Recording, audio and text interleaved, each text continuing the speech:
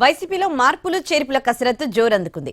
సర్వేలు ఎమ్మెల్యేల పనితీరు ఆధారంగా సమీక్ష చేస్తున్న జగన్ పలువురు నేతలకు టికెట్ రాదని క్లారిటీగా చెప్పేస్తున్నారు. దీంతో కొందరు నాయకులు ధిక్కార స్వరం వినిపిస్తూ ఉండగా మరికొందరు రాజీనామాల బాట పట్టారు. వైసీపీలో మార్పులు చేర్పుల కసరత్తు కొనసాగుతోంది. పనితీరు ఆధారంగా కొందరికి టికెట్లు లేవని జగన్ క్లారిటీగా చెప్పేస్తున్నారు. మరికొందరు సిట్టింగ్లకు స్థానచలనం కల్పించారు. దీంతో టికెట్ రాని కొందరు నాయకులు ధిక్కార స్వరం వినిపిస్తున్నారు. ఇంకొందరు రాజీనామాల బాట పట్టారు. చిత్తూరు జిల్లా పూతలపట్టు ఎమ్మెల్యే ఎంఎస్ బాబు సంచలన వ్యాఖ్యలు చేశారు. దళితులు ఎమ్మెల్యేలుగా ఉన్న నియోజకవర్గాల్లోనే మార్పులు చేస్తున్నారని ఫైర్ అయ్యారు. మీరు దళితులకు ఏం చేస్తున్నారు? మాకు అదే నాకు అర్థం కాకుండా ఉన్నాను. ఇప్పుడు ఓసీ ఉండే చోట్ల ఎక్కడ మార్చినారా? మారలేదు. వచ్చేసి ఎక్కడ దళితులు అక్కడ మార్చున్నారు తప్ప ఓసీ ఉండే చోట్ల ఎక్కడ మార్చినారు చెప్పండి? ఒక్క చోట్ల మార్చలేదు.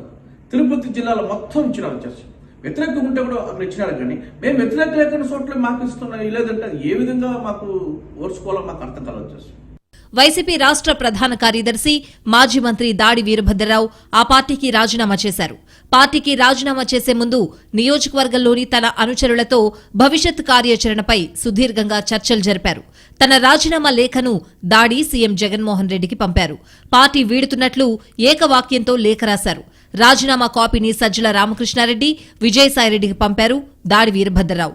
వీరభద్రరావుతో పాటు ఆయన కుమారులు దాడి రత్నాకర్, జైవీర్ కూడా వైసీపీకి గుడ్ బై చెప్పారు. టీడీపీ అధినేత చంద్రబాబును కలవనున్నారు దాడి. 2014కు ముందు టీడీపీలో కీలక నేతగా ఉన్న వీరభద్రరావు శాసనమండలిలో ప్రతిపక్ష నేతగా వ్యవహరించారు. అనకాపల్లి నుంచి 5 సార్లు ఎమ్మెల్యేగా గెలిచారాయన. 2014కు ముందు వైసీపీలో చేరిన దాడి వీరభద్రరావు 2019లో టికెట్ లభించకపోవడంతో పార్టీకి దూరంగా ఉన్నారు. దాడి వీరభద్రరావు రాజీనామాపై స్పందించారు వైసీపీ సీనియర్ నేత వైవి సుబ్బారెడ్డి. సీట్ల విషయంలో అందరికీ ప్రాధాన్యతలుంటాయన్నారు. అనకాపల్లిలో ప్రత్యేక పరిస్థితులు ఉన్నాయి కనుక మార్చాల్సి వచ్చిందన్నారు.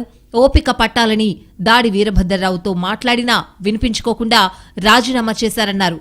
ఉత్తరాంధ్రపై సీఎం జగన్ ప్రత్యేక దృష్టి పెట్టారన్నారు వైవి సుబ్బారెడ్డి.